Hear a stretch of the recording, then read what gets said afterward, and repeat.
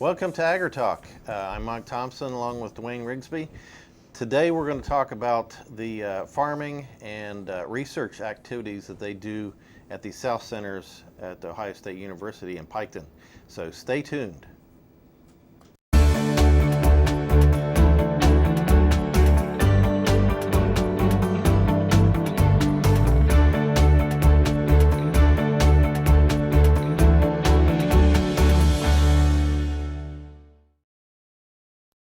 Hey, glad you stuck with us. So today we'll have an interesting show. Lots of pictures and things to talk about.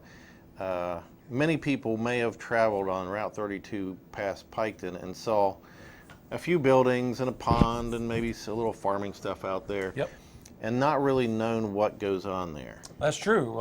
There's several little ponds, like you said. They're little square ponds, so a lot of people think that they actually belong to, excuse me, the plant, the uranium enrichment plant that's directly on back. But it actually has nothing to do with the plant at all. So we're trying to get the word out more and more of what we do there. So. It's all very useful, I think. It's and all a variety of things. Right, and we all can benefit. Absolutely. From strawberries to beer. Absolutely, yeah. And fish. And fish. And to break those down, we have different program areas like horticulture and aquaculture and soil and water and business and economic development. And we also have a business incubator. So, but all of those things. But this time we're mainly going to focus on the agriculture or the soil and water and a little bit of aquaculture because it's becoming spring. It's not far from here, and the farmers are starting to think about what we're going to do, and the guy that takes care of the fields there is thinking about what's coming up. Yeah, as soon as we get that first warm day in spring, it's like, what can I do outside, right? What's growing right now? Right.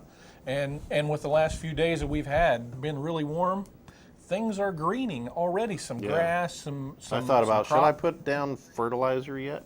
Well, I think it would hurt.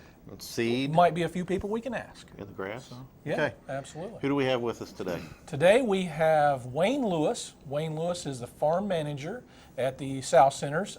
Wayne, welcome. Thank you. And Wayne, you've been there since the place has opened, 1991. So tell us a little bit about you, Wayne, and a little bit about your background. I know you worked for the university before the center opened. Yes, I started at the Western Research Station up in Springfield, Ohio, which is a swine and grain crops research facility. Started there in '84, and when the opportunity came to transfer to Piketon in '91, I was able to take it because my family's actually from this area.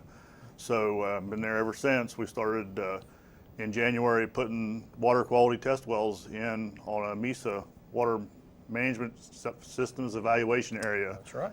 Water quality project, and been there ever since. It's been a long 27 years or so. I call it long, but that's really just the beginning of a place, a research facility, Mike. But I came to the place shortly after. Wayne was there. There's three of us that originally started outside, and we were Wayne's You didn't helpers. have an office. You're just like, come to work. It's out there, right? Yeah, well, pretty much. It was really interesting the way we all started. We all started in a school building in Piketon because we weren't allowed to be in the facility yet. It wasn't officially open. Okay. The construction guys were still, or the construction crew was still there, doing the finishing touches on the buildings and things, but we were allowed to be in the outside part, on the farm ground, farming and the aquaculture part of, putting fish in the ponds and things like that. So back at that point in time, what did you do? Fish and what kind of research? Well, there mainly it was, then we focused a lot on horticulture, and then as we came along, because we really we had a, what was it, Wayne, a horticulture specialist or there first, and then we had, or actually the first specialist there was an aquaculture, Jim Ebeling. Aquaculture engineer. Yeah, engineer. And he got the aquaculture part going. We have a building there that has, I don't know, several tanks in it. And then we have an outside part of we have 12 quarter-acre ponds, 2 half-acre ponds that we do research in, so we can't fish in them or anything like that. But we were able to control things there, like the water temperature in the building. In this tank, or maybe in this set of dozen tanks, we can control the water temperature, or more air or different varieties of fish or something like that. Mm-hmm. But that's when we first started. But on the outside, Wayne was plowing and planting and things like that, putting corn and beans, the normal farm crops that you would, field crops, is that right words? Yep. Maybe? Yes. That's where he started out at, and then I came along with a few months after, and really kind of got more involved in the horticulture side, and that's where Wayne was like, "Do this. This is how you do it. I got to go to this field." Mm-hmm. So that's how we really got started, wasn't it, Wayne? Yeah. Yeah. So has the mission been all along to help the farmers do better and make better use of their land?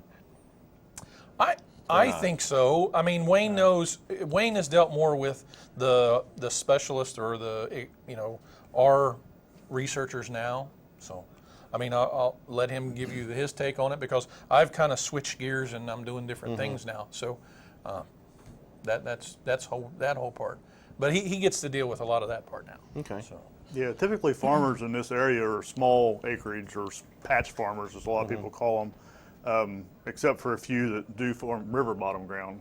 So we're trying to develop new ways to get more income from these small farms, whether it's strawberries, where you can really get a lot of income off of a small area, compared to, say, corn and soybeans. Right. Which is lower income per acre on a small acreage. Right. Because if you're watching not from here, we are in a part of Ohio that's very hilly. Yes. So unless you can farm a hillside, then you got to have a little bottom land at the bottom of that, or whatever, next to a stream, like you said, a river.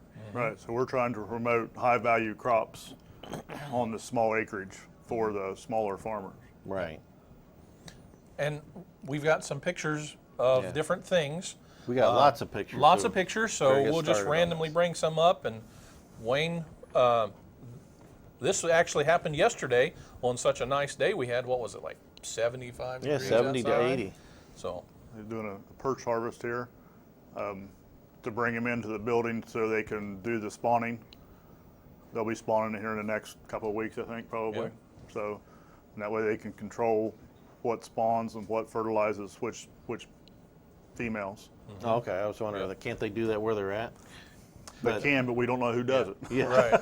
So It's a big party in the pond. Yeah, that's the whole research part. We want to be able to control males and females. Yeah, The males will go in this tank and the females are there, and then like Wayne says, pair them together. Okay. So. And what we're looking at now is a newer type of growing system in a greenhouse. Those are actually strawberries grown on towers. It's in a planting media, and we are actually harvesting strawberries right now. That picture was taken yesterday in our greenhouse. And this is the end of February. Yes. Yeah. So it's a small area, but each one of those white containers has 4 plants. So there's like 20 plants in each one of those towers. So you figure out how much of a row that would take out in your garden. You can put a lot of plants in a small area by doing it this way. Yeah. And this is part of season extension work that one of our researchers are doing there. What you're seeing now is a gutter system. It's just a regular rain gutter. We went to Menards and picked up. Having some issues getting the water and everything on those right, causing a lot of plant disease. So do they not drain? It's not real well. And by the time you get the one end moist, the other end is super saturated. All right. So we're actually today or tomorrow we're going to be pulling the soil out and actually just put in Pyrrolite, which is like kind of like a foam substance you see in a potting soil. Okay, what we're seeing right now is what? That is called a dosatron. That injects fertilizer in the irrigation water. Yeah. So every 50 gallons of water, it gets 1 gallon of fertilizer injected into it to supply the nutrients for the strawberry plants. So what these plants in this situation, and the other I guess too, they're not growing in soil or regular dirt. It would be just something that hold the roots. Yeah, it's kind of like we call it, it's a soilless mix. It's like a bedding mix is what we use to grow plug plants or what have you. Okay. It's interesting. This is aquaponics, a small system we have, more for training, demonstration. The tank in the background has fish in it, and the fish effluent flows through a filter and through these beds, and the water flows under those styrofoam floating beds, and the plants get the nutrients and water from that, and then it flows back in, and it's a complete recirculating system. We're growing lettuce there, Yeah, we got year round. And there's tilapia Swiss in chard. Tilapia Yes. in them tanks right there. Yes. Right. That's Swiss chard there. And then in the background, you can see I can't remember what they called it, but it's more like a portable, Yep. do-it-yourself-at-home type of deal, which is made out of a couple plastic barrels and some media and stuff. Yeah, you see the round barrel on the bottom. That's where the fish were, and then that barrel that was cut in half. That's where the plants Oh, will so it's just float a in half. smaller system. It's just Yes, a it's a smaller small- system that you could put in a, literally an 8x8 area if you Yeah. would. So this is just more of the lettuce that we're got there. Some of the fresher plants. So So I guess you wouldn't start these as seeds. Yes, these are These are started all, as seed. There's yeah. little In the water media area? in each one of those holes. Oh, okay. There's media, and they Right. just pop the seed in it, and it starts to germinate. Huh. Okay. I thought maybe you had to plant the plants in there and let them mature. Yeah, you can, I think, but what the system they're using, they plant the seeds directly into it. Yeah. Okay. What What's we're this deal looking here? at here, it's a winter protection, and it's also a container system for blackberries, raspberries, and blueberries. What we do is we'll show you in a picture here in a little bit, they're potted plants in like a 5-gallon pot. And in the wintertime, we lay them on their sides and cover them up with row cover to help protect them from freezing weather. There you can see the plants and the pots. We'll, in the spring, we'll uncover them and put them back over on the trellis that you see to the right there, and train them up and treat them just like you would a regular planting in the ground, except for this situation, you only have to treat the soil that's in that pot, which is actually a pine bark media. And you don't have to treat the whole area around you. It's just you got to treat that one small tub of material. Now we grow it on the fabric just to help for weed control and keep it down.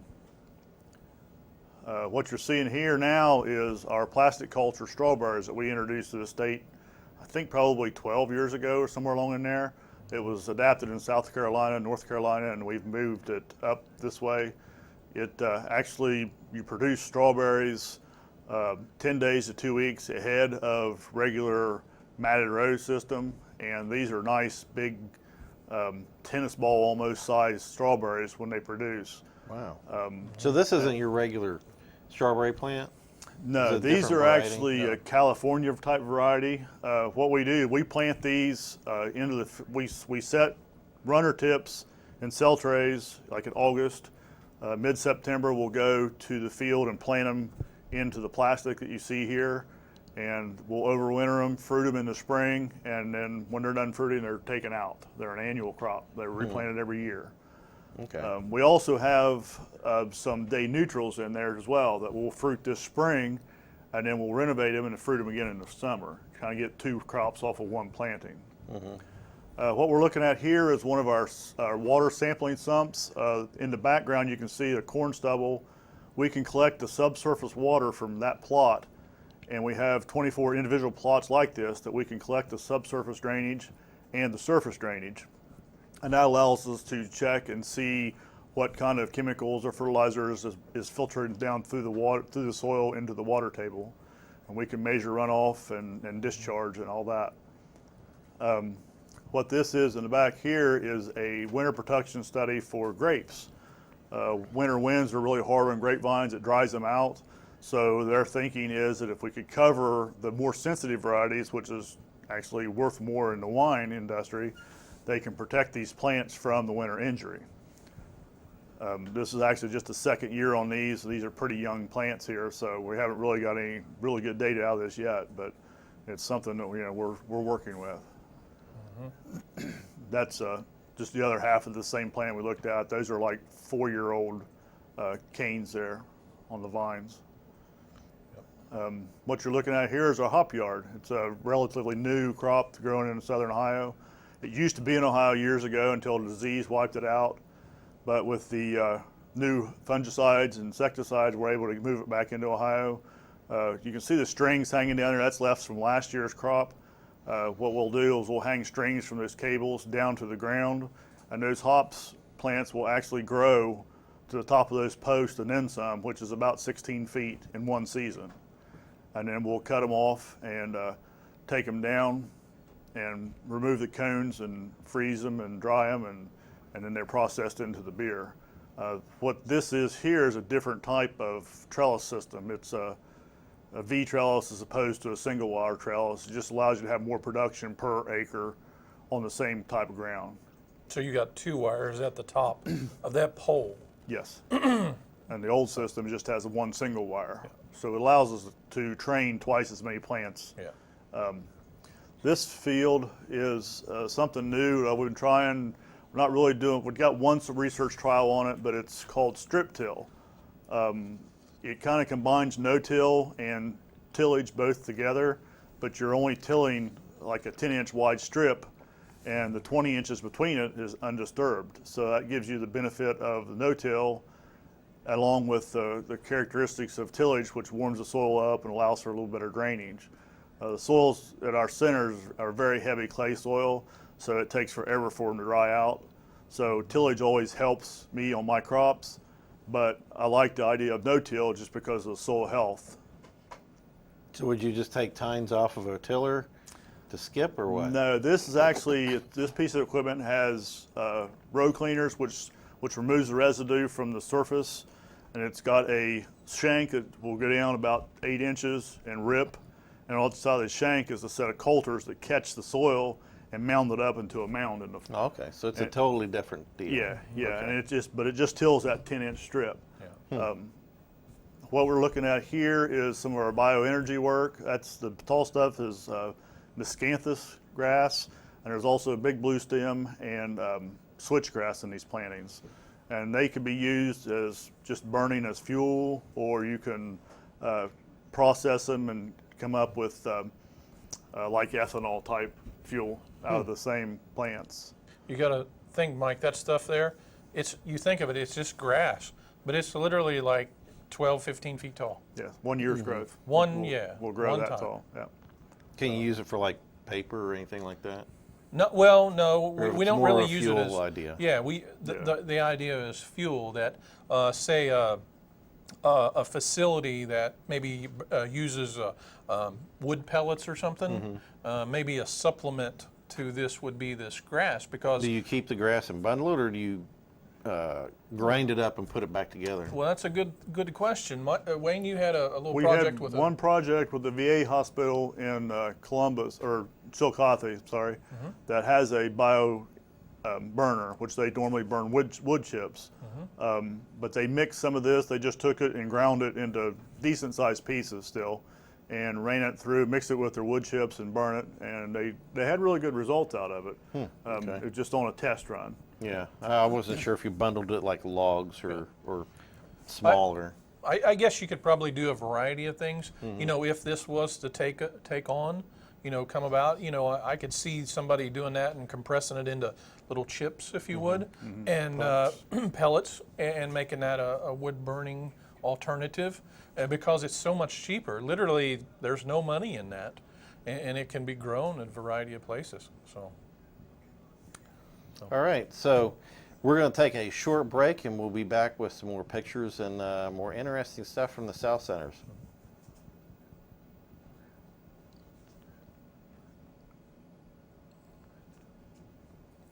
Hey, welcome back to Agri Talk. We're talking about the South Centers, Ohio State University Center in Piketon, and all the farming type stuff that they do there. Includes fish and hops and berries, and I like the berry talk because I love strawberries. And it's really kind of exciting in the spring and during the summer to see all this stuff grow. I mean, I can literally watch it every day and watch the crew bring it in after they pick it and grade it, and you try to sneak down and grab a couple of bites. I was going to say, what do you do with it? Do you like take it to sell it, or everybody has a party and? Well, the people that do the work, usually gets the fruits of the labor. Okay, so that's fair. You know, and you know, I used to do that. I used to help, so I got a fruit. So now I just get a pecking here or there, you know. But hey, you know, it works.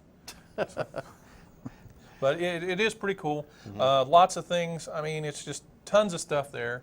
And as you know, the spring's coming on. We've got more coming about. So, Wayne, tell us a little bit more of some of the things coming on. I know you said you planted some rye or some what cover crops.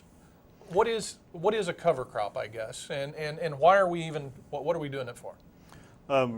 Cover crops all relates back to the soil health initiative going on now, and different cover crops will do different things for you. For instance, if you plant a rye cover crop, it will actually scavenge any nutrients left in the soil and hold on to them till next spring. And then when you terminate the cover crop and it dies away, then it releases those nutrients.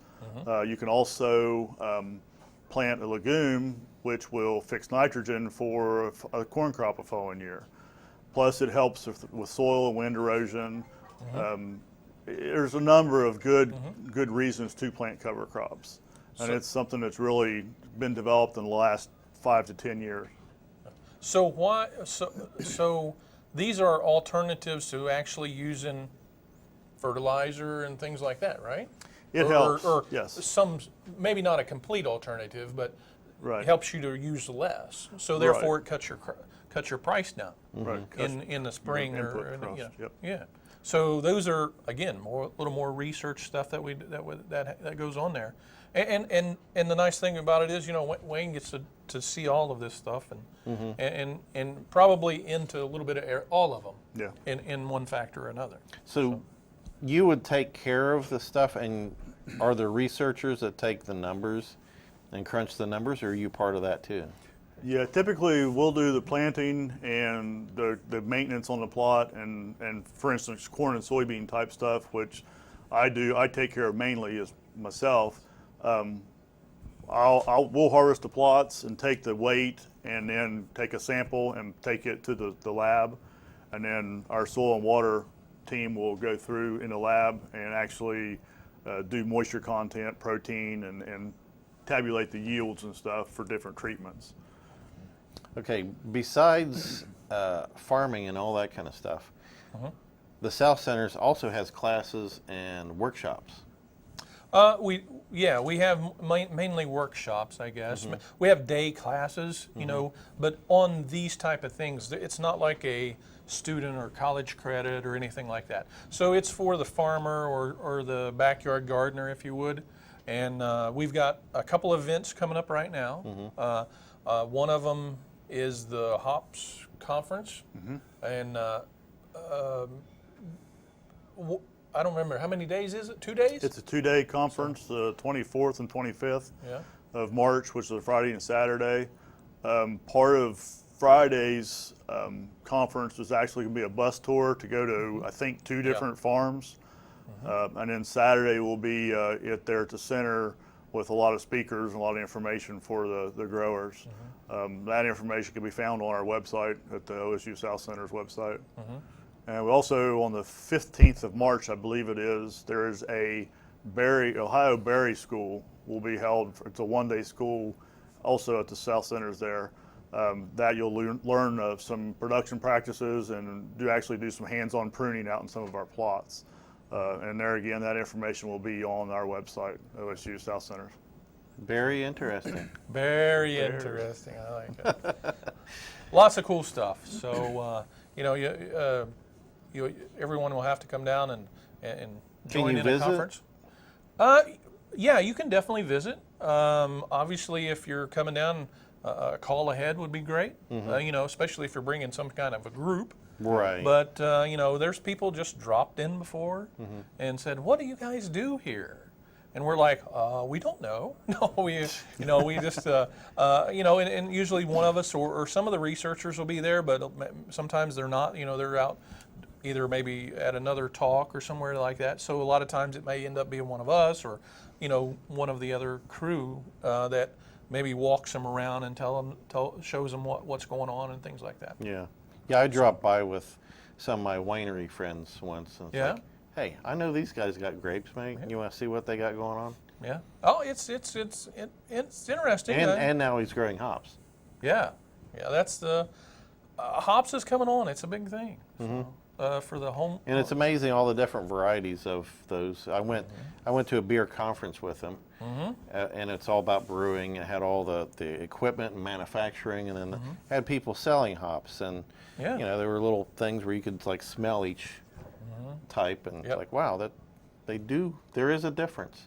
There is. There's a huge difference, and you just got to get with the right people to get the right. Yeah, and right hops one you seems like a big thing now because people supposedly like IPAs a lot more, which is a very hoppy beer. Yeah.